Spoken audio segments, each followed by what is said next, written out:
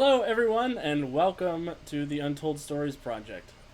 My name is Alexander Thomas, and I am the executive producer here at the Untold Stories Project, and I am the game master for our upcoming Fallout Wasteland Warfare campaign that will be starting in January. We're calling it Fallout: The Treasure of Vault 23. Ordinarily we have East Texas University at this time, but we had one of our students couldn't make it, and we didn't want to have the season finale without them. So we have decided that we're going to kickstart some. We're going to experiment tonight. We're going to have me on here just talking about some game master stuff. We're going to do some preparation for this campaign. We're going to get to know some of the characters who will be showing up, and I'm doing an NPC recruitment drive tonight. So please stick around after the break. We will go ahead. Be thinking about some NPCs that you think would be fun for the characters to walk across in their adventures in the Wasteland. Again, as always, I am Alexander Thomas, and I will be your humble overseer, I believe is the term in the Fallout universe. So, yeah, I hope everybody is having a great Tuesday night. Hope everybody is staying safe and hydrated and healthy. I am so excited to be here with you guys. So yeah, without further ado, I'm just going to sort of dive in. This past Sunday, we had our session 0 for this series. It's going to be an 8-episode series taking place within the universe of Fallout 4. So they're going to be exploring the Commonwealth of Massachusetts. And any time that I begin breaking down a campaign, I begin designing sort of the series that we're going to be talking about, I come up with one big main idea. And I use that as my elevator pitch, quote unquote, for the players to gauge interest, to get them thinking of their character in a way that will connect them to the story. And for this particular story, I have decided the main idea of this story is that the players will be working together to locate and obtain the fabled treasure of Vault 23. The genre I sent over to them is post-apocalyptic adventure in the style of like Indiana Jones or National Treasure, with that fun Fallout dark humor sort of twist. So from this point, what I would usually do, we're a little bit advanced in my process as a game master, but what I would usually do at this point is I will type up just a simple Google Doc about these are the kind of characters that I expect would be good in this story. These are the kind of characters that we want to see in the story, just to sort of get the players moving in the direction that their characters will fall into place, and they'll fit into the world in a way that makes sense. And then I stop. After I have that document, I don't do anything else until I have the characters in mind. So, like I said, last Sunday we had our session 0, so we were able to meet the characters that we will be tormenting throughout the Wasteland. And I will say that tonight's stream, I intend to not spoil anything that could make the experience unenjoyable for you as a viewer at home, or as a player if you're one of the players in the game and you happen to be in chat tonight. Players will be working together to locate and obtain the fabled treasure of Vault 23. The PCs that we have put together for this game, just to introduce them to you briefly, and this software I'm using is called Scrivener. I use Scrivener for all of my Game Master needs and for all of my novelist needs. It's a one and done sort of place where I can compile my outlines, I can compile my characters, my research, and I can bring that all in to this one central area, and it also compiles the text for me. So if I need to produce an ebook or something like that, I just click the compile button and it turns into something that's immediately usable for me. So yeah, the characters. The players that we're going to be having this time around, we have Kat, who has been playing in East Texas University. She's Bethany. I don't have any character names for these people yet.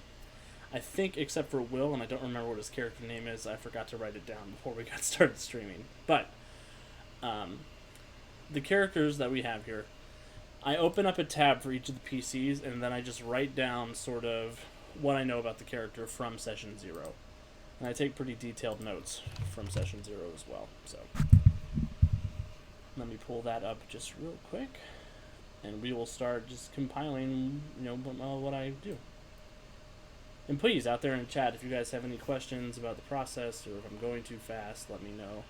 This is my first time doing something like this, and I'm very excited about it. So, Kat, what I know about her character.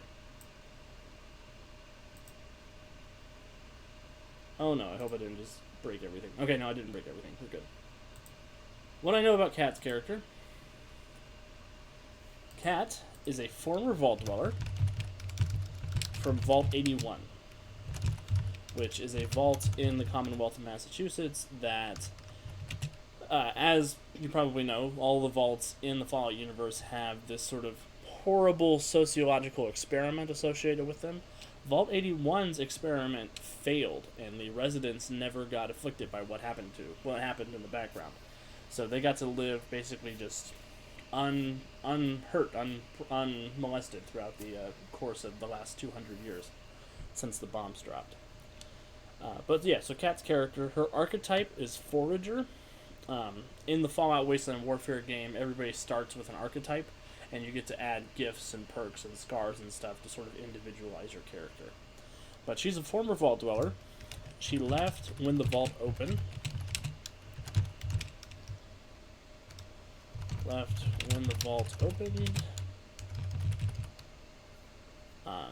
And she has been out in the Commonwealth, surviving on her own for the last 5 years. Which, she said, left her character as a cynical, Anson-esque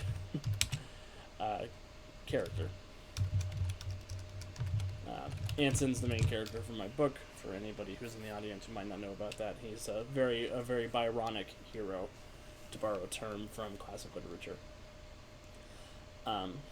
But she's also one of Dogmeat's original owners. So Dogmeat will be a character that we will be interacting with throughout the course of this story.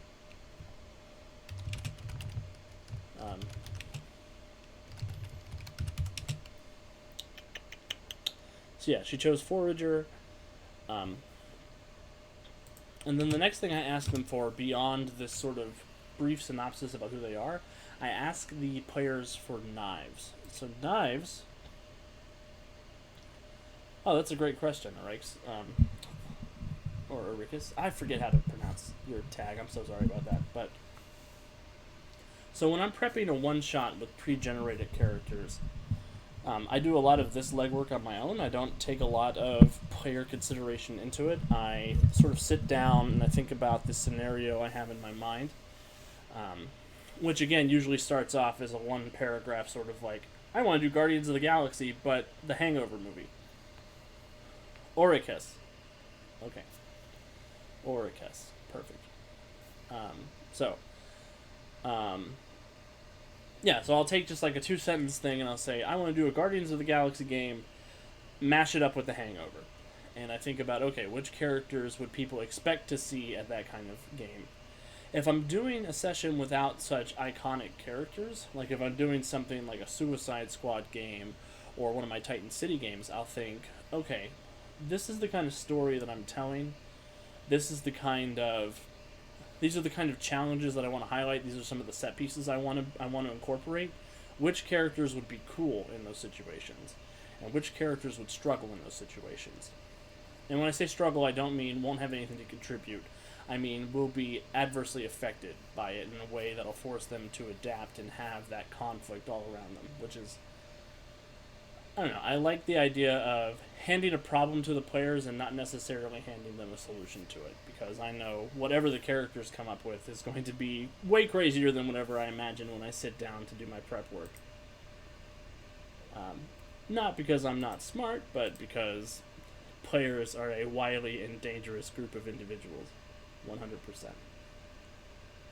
I also won't usually incorporate knife theory with pre-gens. I'll do some stuff, like if I know, especially with Mutants and Masterminds, where complications affecting the characters is something that is going to be important, that earns that hero point resource, or anything that helps affect the power that the heroes have to bring to the narrative. I'll think of some stuff like that. Like if somebody has a weakness to a specific weapon, I'll make sure to incorporate that. Or if somebody has an enemy who I think would fit into the story, I'll find a way to rope them into it that way. So, it's a lot of stuff like that. As for the knives, Knife theory is the idea that if a player is willing to hand you something that will connect their character to the story that you can use as a GM, they will be more invested in what's going on. So it's cooperating with the player to think of what makes this character tick. What are some bonds this character has? What are some weaknesses, some personality flaws, anything like that. And I like to have players give me some of that stuff because it gives me plot lines that I can incorporate, especially in a longer form story like this. 8 episodes is both a long time and not enough time to tell a campaign. So I like to have things that immediately invest the players in what's going on. So as far as Kat's knives, she initially told me that her character was an uncaring, horrible person who didn't care about anybody, and I told her that wasn't okay. I needed something to work with. So she eventually gave me. I don't need Snaz open anymore. I need my Google Doc open again. There we go. Eventually I will upgrade to a 2-monitor system, and I will be able to do stuff with 2 monitors, and life will be great. But the knife she gave me, there is a young girl in Diamond City who she checks in on and she takes care of. And that young girl is somebody who ties her to the main settlement in the Commonwealth.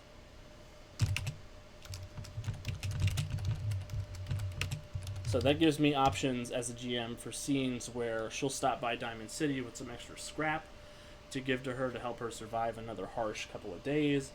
There might be instances where she runs into something that she knows that this girl needs. I might try to come up with some stuff like maybe the girl is sick, maybe the girl is taken, maybe she has some encouraging words before Kat goes off onto her grand epic adventure across the wasteland. So there's all sorts of stuff now we can use with this young girl whom Kat takes care of. And again, like I said, I don't have any player character names yet. They're still working on that element of it, but I have enough information about the characters that I can start my GM process. We're also going to be commissioning art from the wonderful Cody Conyers for this game, so we will be seeing more of his art that we've used on Titan City in the past. He does really great character art. So that's Kat. Kat's a forager. She's a former vault dweller. She's got a dog. I need to remember that she has a dog, also as a knife. Although I'm not the kind of GM who would attack somebody's dog, am I? Yeah, I don't know how you're doing 6 episodes of ETU, Sourcey Cat. I would not be happy about that. Why does everybody say don't kill the dog? I have no intention of killing the dog. I just might ruin the dog's day. No, Cat would kill me in real life if I attacked the dog. Yeah, I can't kill dogs on the internet. There is that theory about if you need to showcase that somebody is a bad guy, have him kick a dog. If you need to showcase that somebody is a good guy, have him pet a dog. If you need to do it in like a quick 2-second little introduction. Alright. So that's Kat. The next character we have is Brayden. Brayden chose the fixer archetype, which is sort of like a charismatic problem solver. He wants to be the face of the group. And I'm very excited about his character because he is going to be playing Frank Sinatra. Sort of. He is going to be playing a synth version of Frank Sinatra that was created by a pre-war enthusiast in the Institute. So synths are these synthetic humans. They're created to infiltrate the Commonwealth. They are indistinguishable from humans, and a lot of them are designed to replace specific people throughout the Commonwealth. Just rough them up a bit. Calvin, you get an extra hero point the next time we play. Just remind me, and we'll write that down. Just rough him up a bit. Oh my lord. So yeah. So yeah, Brayden is going to be playing a synth version of Frank Sinatra, who is a fixer. The synth was ejected from the Institute, or was rescued from the Institute. I haven't decided yet, and Brayden left it up to me. So I'm going to sort of play with that a little bit. And he has sort of made a life in the Commonwealth as the leader of this settlement that is very pre-war obsessed and is almost like those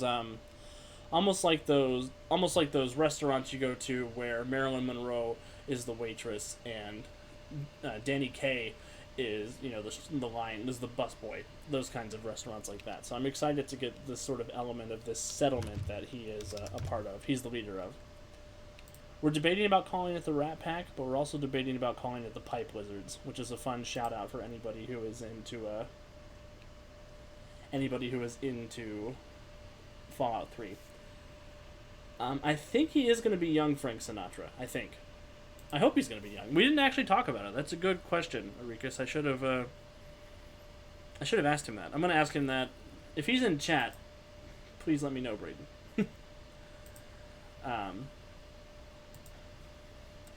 I love early Frank Sinatra too. I love Arrested for Adultery Frank Sinatra. If you don't know about that, look that up because that's one of the best. It's one of the best stories I've heard in a long time. Brayden's Frank. His knives are the settlement that he's in charge of.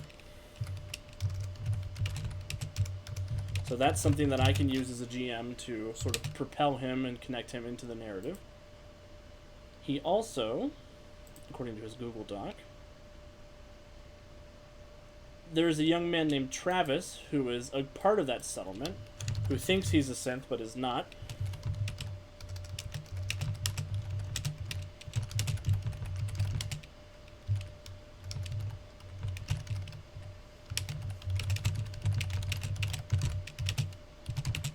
And there was one more thing. He wants to get the Diamond City radio station off the ground so they can play his music on the air. Diamond City Radio off the ground. So those are three things that Brayden's character cares about that we will be able to pull into the story in a way that will connect him to what's going on and everything. So I'm pretty excited about all of that. After Brayden is Calvin.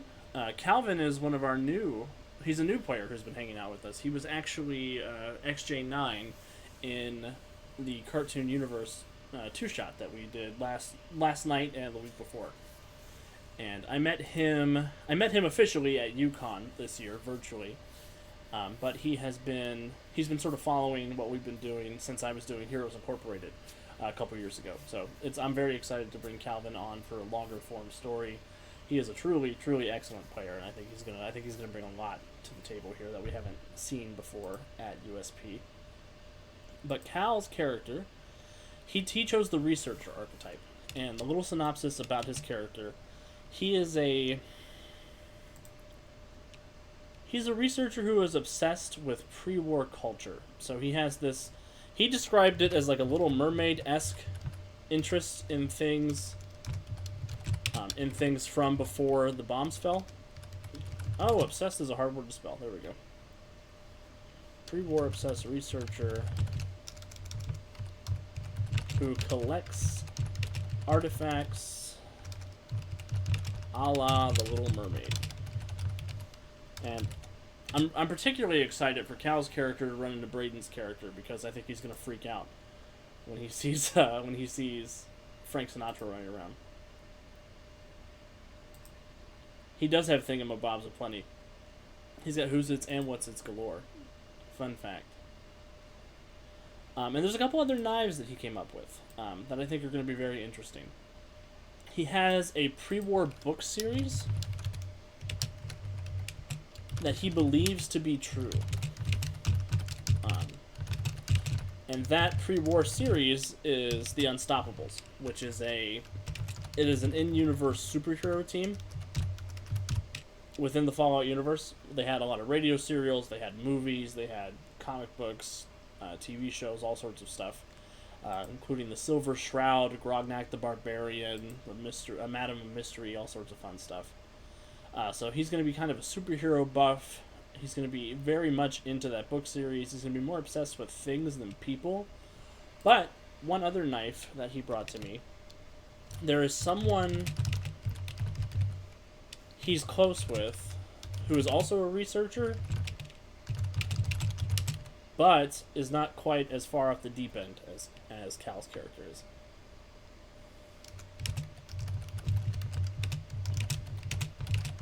So that's going to give me options like if I want to have a rivalry, or if I want to have somebody who's going to try and stage an intervention, or somebody who could also consult with some other group that is looking for this treasure. You know, there's a lot of different things that you can do with somebody who's a colleague slash peer. And usually what you see in a relationship like this is that the player character is the one who is not as far off the deep end as the NPC. So I'm excited that that relationship is sort of flipped over on its head. And that leaves us with our last character, who is Will. Will is somebody who has been in, I think, every single Monday one-shot so far. He is a great friend of mine that I made this year as a result of quarantine. And, yeah, he will be playing our fourth character, who is a former Child of Adam cultist. His archetype is Thug.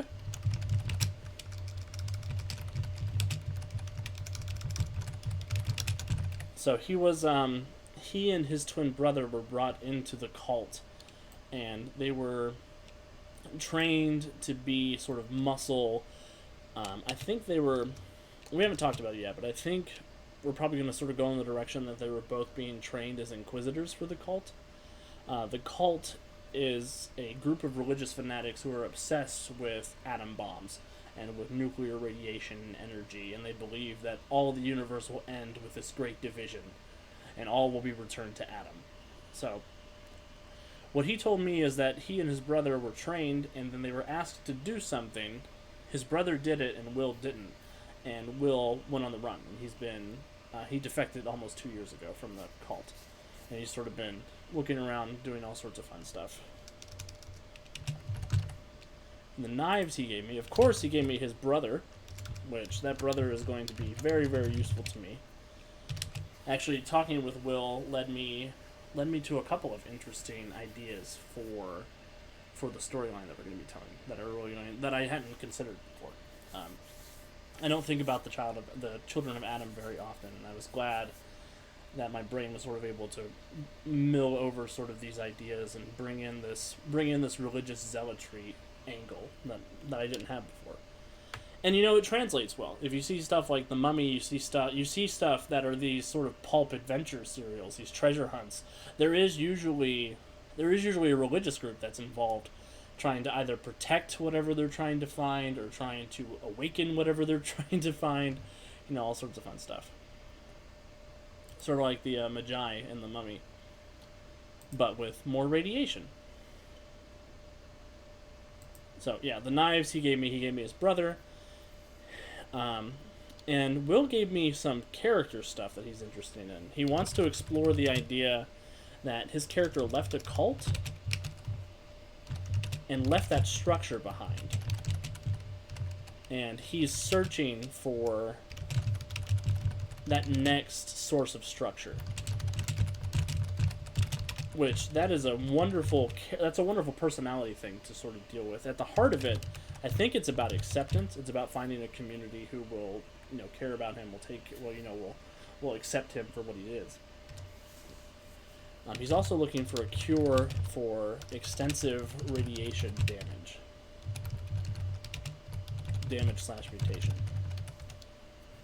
So having that sort of personal journey, emotional beat to play off of, I'm really excited about. I think it's going to add a lot that I hadn't considered before that, and it gives me a lot of sort of deep stuff for him to act with and to play with. It's going to be, I don't know, I like our group. So we have Kat, the former vault dweller, dog handler, Braden, who's Frank Sinatra, Will, who is this former child of Adam thug looking for redemption and looking for a home, and Cal, who is a pre-war obsessed researcher. So that's our cast of characters. plus Dogmeat, who is a German Shepherd, who I promise I will not do anything to. He has a pet rat scorpion. Get out of here, Will. That's Will, who's going to be playing the former child of Adam Thug. He's trying to talk me into giving him extra things that I'm not ready for. So yeah, this is where. So basically, I've got my main idea. I've got the player characters now that we've had our session 0, and this is where I begin doing my outlining, doing my my Act 1, my Act 2, my Act 3, thinking about it, and I reflect that on Scrivener with my outline here. I've got Adventure 1, Adventure 2, 3, so on and so forth. And as I come up with ideas for these adventures, I only plan out like 1 or 2 adventures in advance because I don't know exactly what the player characters will do. I do very wide, sort of like, this is sort of what I want to happen. And then I go in and I backfill as the game starts. Do I do anything in session 0 to connect the PCs to one another, or do I leave that to them to figure out as play starts? So, I always ask at session 0, do you guys want to know each other before the game starts? And we sort of go from that discussion. Unless it's something obvious like in Parkhurst Manor, where Laura played a teacher to a bunch of students at her school. They all knew each other. So I like to have that conversation, and I like to let the players talk about, what are some things that my character is doing, or my character is, that will play off well with your character. So I like to have that conversation sort of going, even if their characters don't know each other. I like having sort of planting those seeds for the players to be thinking as they're going through the story, especially in something where it's going to be on air and there are eight chances for us to get through this whole story. There is a little bit more behind the screen stuff. I let the players know a little bit more behind the scenes stuff than I do in my at-home games, because there is that entertainment aspect to the stream. This particular time, they opted not to know each other, except for Cal and Braden. Braden, Frank Sinatra, was coming to the pre-war researcher for technology and scrap and stuff, and they sort of had that symbiotic relationship where Cal's character gets to ask Frank Sinatra questions about the before times. But Frank Sinatra doesn't actually know everything about the before times because he is a robot that looks like Frank Sinatra. So I really, really hope that comes across very well on stream, but there's a lot of good stuff I'm excited about. And with this particular system, I haven't. I've only played this system a couple of times, so there's a lot of things. I sort of view it like this: as a GM, when you're doing preparation, you have an effort to benefit comparison with things. So as you're preparing, you have to know where you're putting your effort in. Because there are going to be moments in games where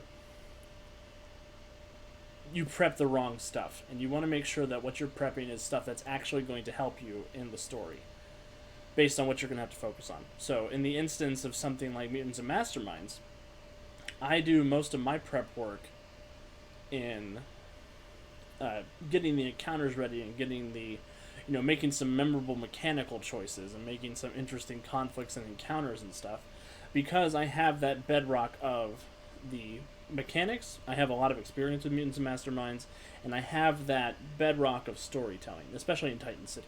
I guess I'm the authority on the subject because I wrote the book, whatever.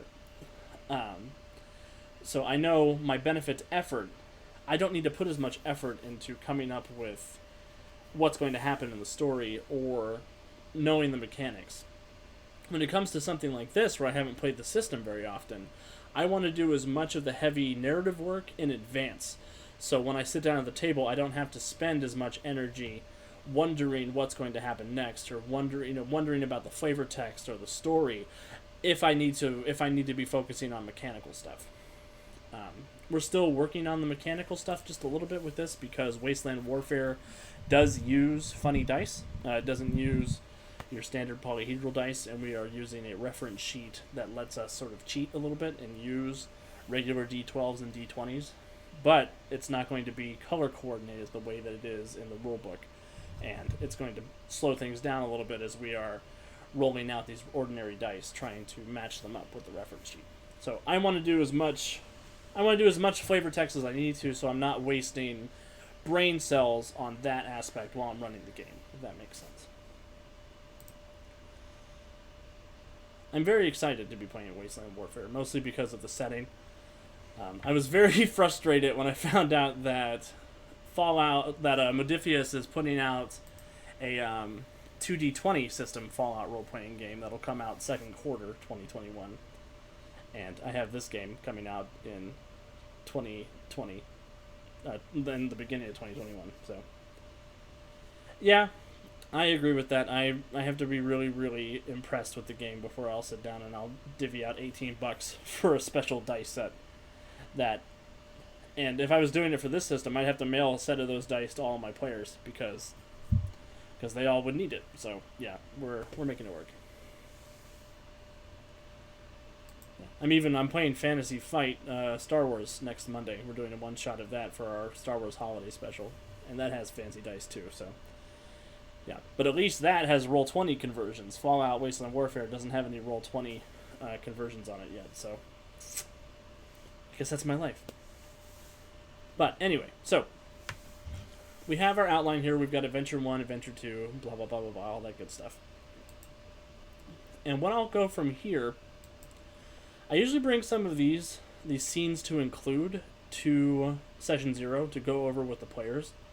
And I ask them for some of their ideas, what they think would be fun scenes to include, what they most want to see in this kind of system, in this kind of story that we're telling. And I take all that stuff into consideration, and I come up with these bullet points. And I start wondering, where should I put stuff? Where should I, in what order does it make sense to go through all of this? So yeah, the glowing sea, I think, is going to be a main plot point. That's going to be one that's going to be integral to what we're doing, so I'm going to mark that one in blue. Same with Showdown with Kellogg. He's one of the big bad NPCs from the video game. Of course, assembling the things and or people you need to track the location of the vault is going to be the main storyline. And then some of this other stuff is either going to be subplots or it's going to be fun, optional places that they can go or things that they can encounter.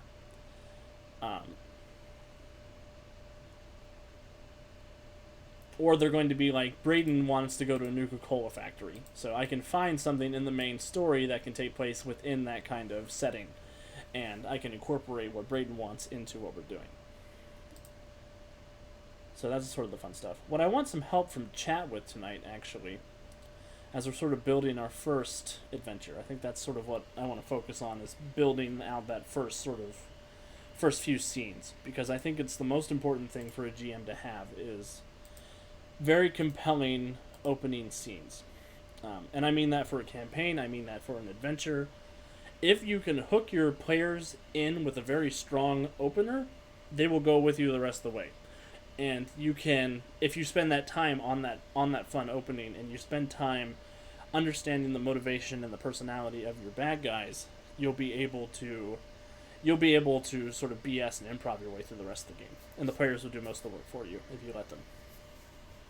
I think that's another piece of general GM advice that every GM would benefit from, is let the players do work for you if they're willing to. But don't let them know that that's what's happening. Especially if they're theorizing about stuff and they come up with a better idea than what you had. That could be the new idea, and you don't even have to tell them that it was because of them. They'll never know. So yeah, what I need some help with now, they're looking for this fabled treasure. I want to come up with some rumors as to what is actually in the treasure. I think that's going to be, and this is going to be pre-game information that the players can have access to. This is going to be things that the characters might be interested in. It can be things that can motivate the characters to get involved in what's going on. We did talk about how they were going to meet up, and they decided that they wanted to be assembled by a benefactor. Yeah. So yeah, sorry. I want there to be some characters who are already interested in the treasure because of previous knowledge that they might have. So like Will suggested that his character thinks there is a miracle cure for radiation damage or a mutation within the vault. And that's sort of what has driven his character to look into this treasure.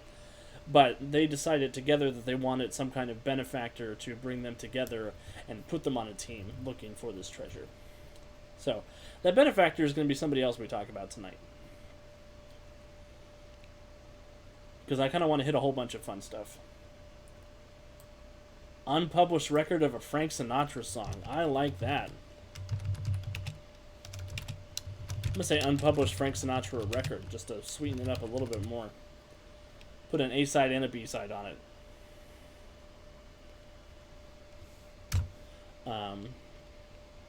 Of course, there's going to be rumors of pre-war treasure.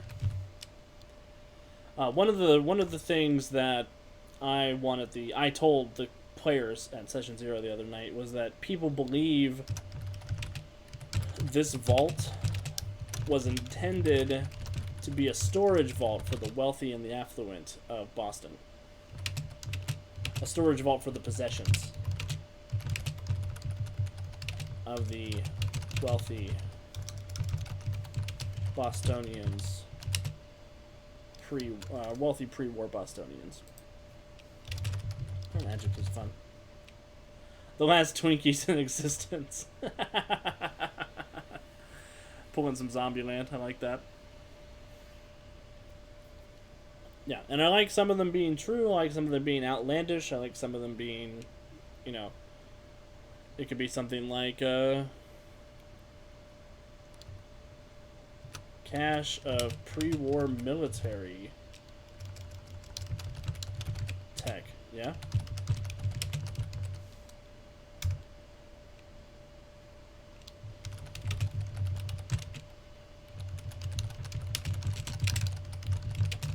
I was actually debating some artifact associated with the Children of Adam. I was debating about there being rumors that they had a nuclear bomb stored there.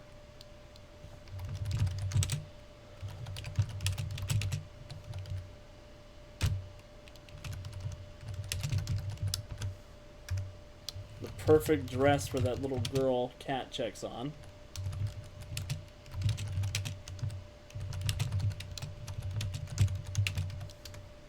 Yeah, and they could be outlandish, they could be fun. Let me think some more. Samples of antidotes for the FEV virus.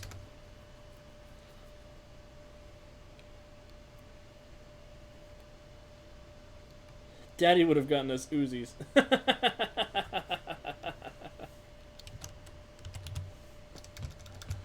I'm gonna roll that into pre-war military tech. Let me see.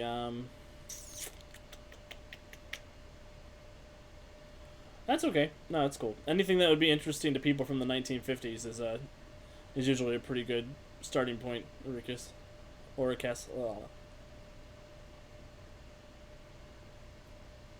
Oh yeah, like a Vault-Tec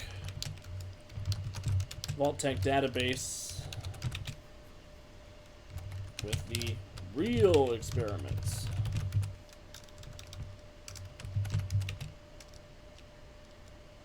Oh, or records of surviving Vault-Tec observation facilities. So like vaults that they didn't open to the public, but they opened to the researchers to basically review all the data that was being compiled. UFO. But my character might think they'll find the one last issue they're missing for their comic collection, or mint condition copies of the first issues. Yeah. Mint condition Unstoppables. And that would be a valuable item to people pre-war.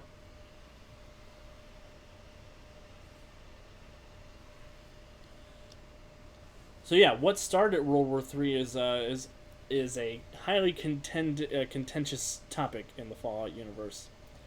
I have some theories myself, but I think it'd be cool to sort of lead into that. I do kind of want some of the stuff they find in the vault, if they're successful and they don't get killed by everything out there in the wasteland. I kind of want some of the things that they find to maybe be either like teasers or like interesting things for interesting things for a second season if we decide to do something like that, or if we want to convert it over to the 2D20 system when it comes out to showcase that system. Secrets of what caused World War III. Access codes to a very nice transport. Seed vault. Yeah, I like the idea of a seed vault too. Yeah, and I want to have the benefactor say some of these things, and I want to have, as they're sort of going through the wasteland, going and interacting with citizens, sort of them hearing some of this stuff.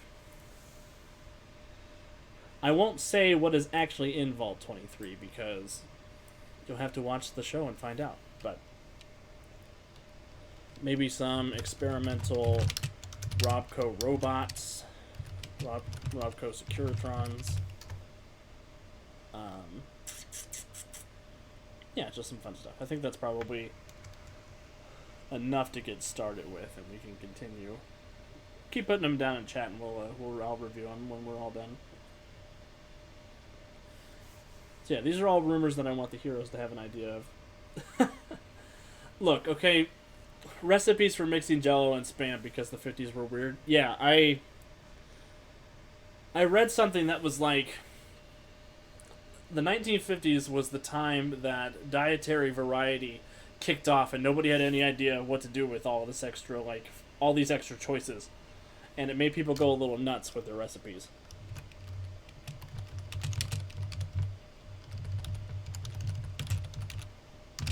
Yeah, so you find stuff like those Jell-O molds and stuff that are just, oh my goodness.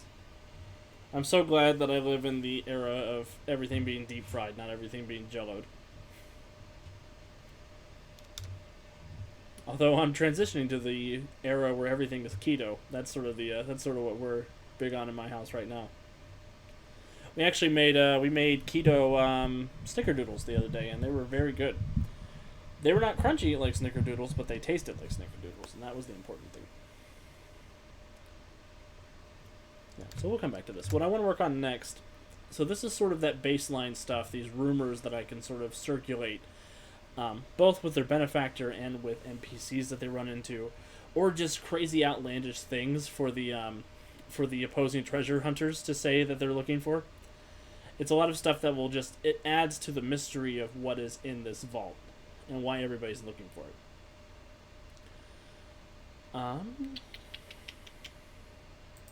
So we've got scenes to include. We've got our main idea. We've got our rumors. With that, we could start building the outline for Adventure 1. So, the outline, basically my outlines usually look something like this, and I won't bore you guys with too much information here. But I'll do, like, Scene 1. And I'll write something like, Introduction to characters as they make their way to the upper stands to meet their mysterious benefactor. And after the break, we'll tackle the benefactor. I want him to be one of the big NPCs for our NPC recruitment drive. I added a commit. Yeah, there it is. After the break, we'll be hosting our first NPC recruitment drive, be thinking of fun adversaries or companions for our Wastelanders to run into. I think that would be, I don't know, I love that idea. And even if you're playing in the game, you can add some fun NPCs. I'm 100% okay with that. So, introduction to the characters as they make their way to the upper stands.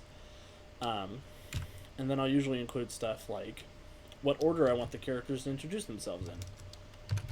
I usually go Braden, Cat, Will, Calvin. They're going to be starting in Diamond City. And Diamond City is going to be sort of their hub as they're going through everything. It's going to be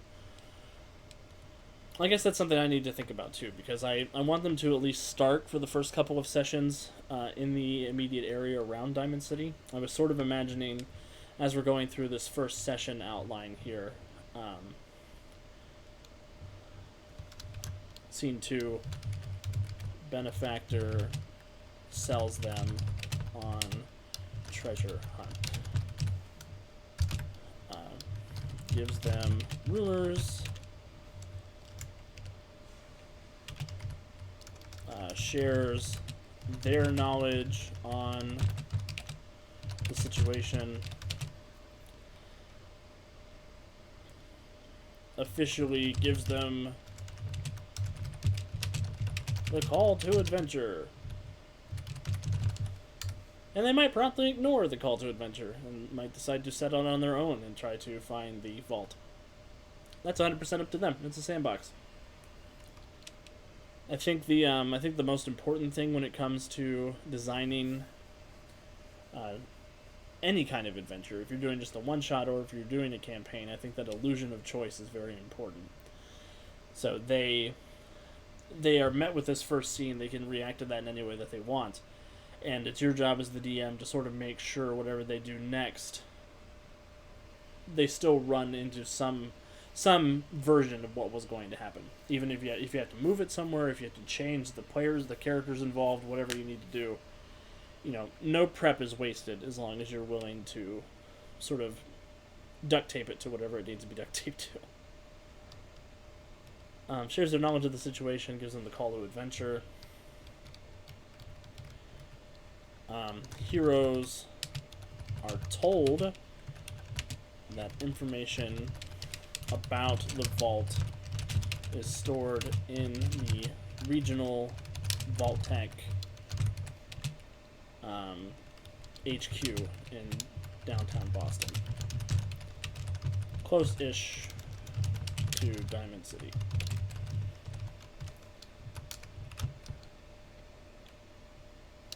Heroes have time to arm and equip themselves. Say goodbye. Finish business in Diamond City.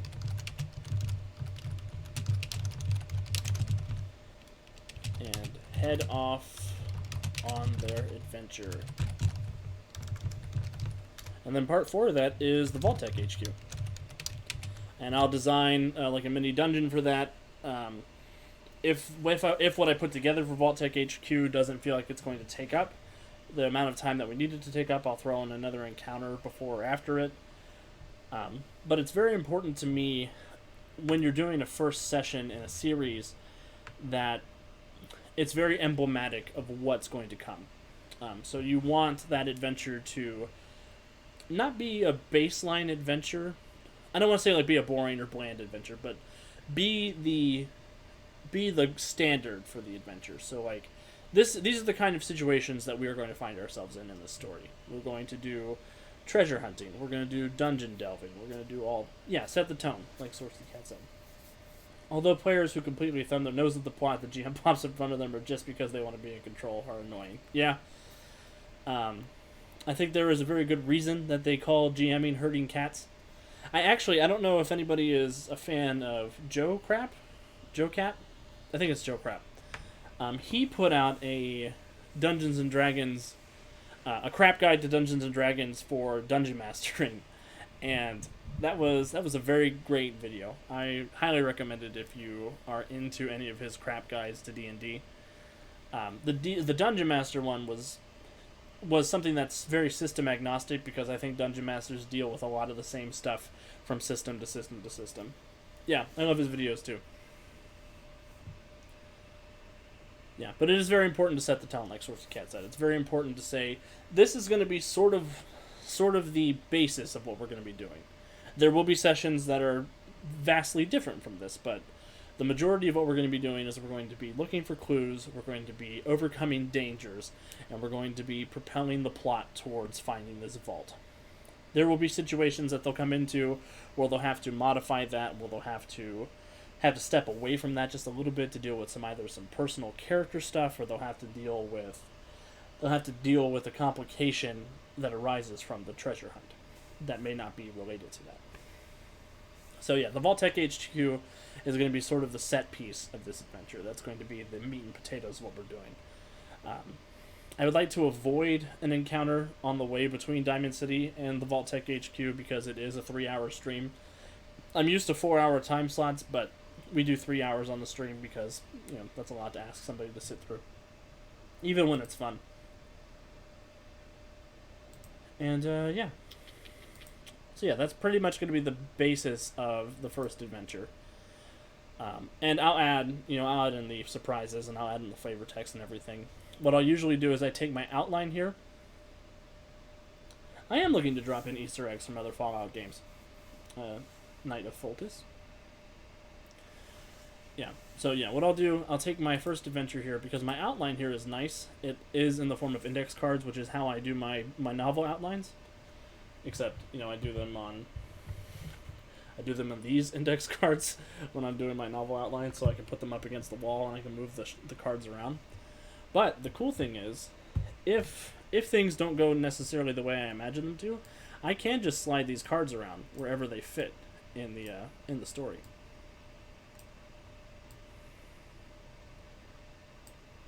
So if something comes up where the heroes are like, nah, we don't want to do that right now, we can move stuff around. Because ideally what I want to happen is at the end of the Vault-Tec HQ, they get a couple of different locations they can go to next. And they get to decide, okay, we want to go here because blah, blah, blah. Or we want to go here because blah, blah, blah.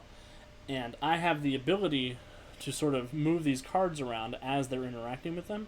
And I can leave notes between the cards saying, if they go to Adventure 2 after Adventure 1, this happens. But if they go to Adventure 3 after Adventure 1, this changes about Adventure 2. And that's a lot of pre-work stuff that can do you a whole bunch of favors, especially if you're not the most comfortable GM with improvising. I like improvising personally. Improvising does a lot of good stuff for me, and I feel like there's a lot of opportunity to have more memorable sessions when interesting things get to happen because of what the players are doing. I like giving them that agency.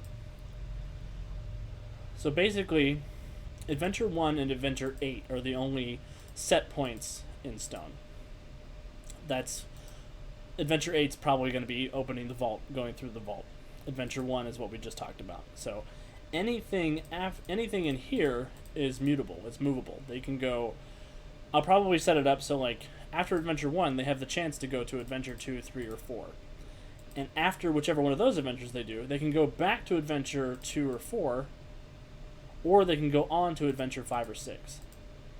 And all of that stuff sort of plays into itself, and it gives that illusion of choice to the players, because you're asking them questions. You're asking them, okay, these are the things that are in front of you. What do you want to do?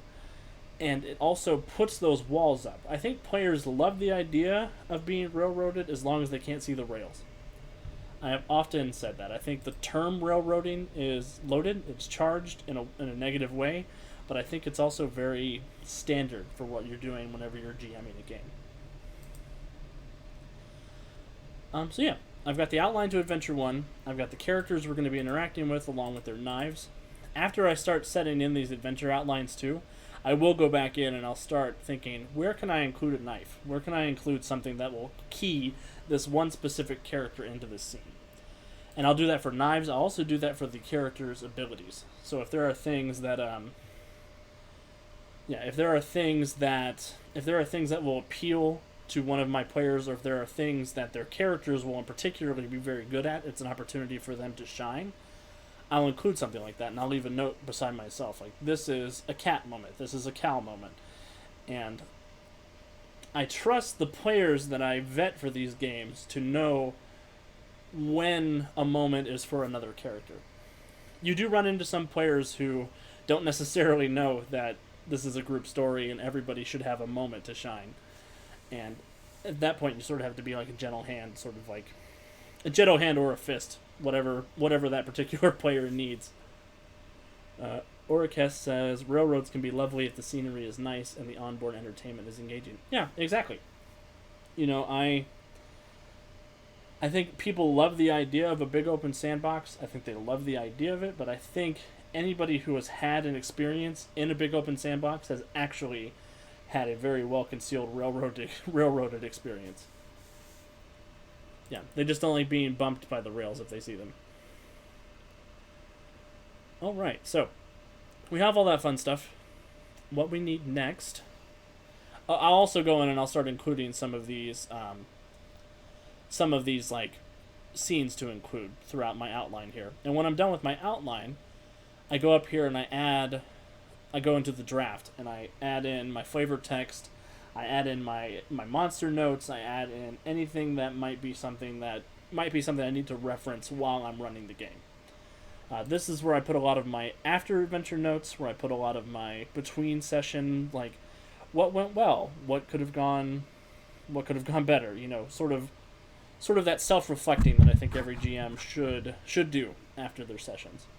Even if they don't do it after every session, I think you should definitely periodically look and see, what am I doing, what can I be doing better, all that sort of good stuff. So, I think what we're going to do is we're going to go ahead and take a quick little 5-minute break so I can get some water and I can get up and stretch a little bit. And when we come back, we will have our NPC recruitment drive. So, what I've got for that, let me switch that screen on. So yeah, I've got a big Google spreadsheet that I'm going to be using. Just character name, a description of that character, and any faction that you think they might be a part of in the Fallout universe. That third column's not really super important. I know for sure what I want to tackle with the community. I want to tackle the benefactor. And I want to tackle the 4 members of the opposing treasure hunters.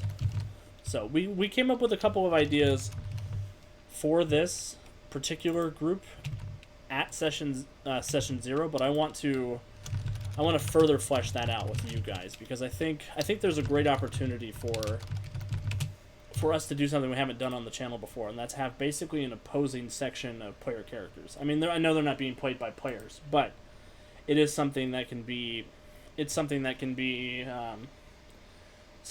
a fun little showcase of, these are characters who aren't necessarily evil, but are after the same thing that the heroes are after for their own reasons.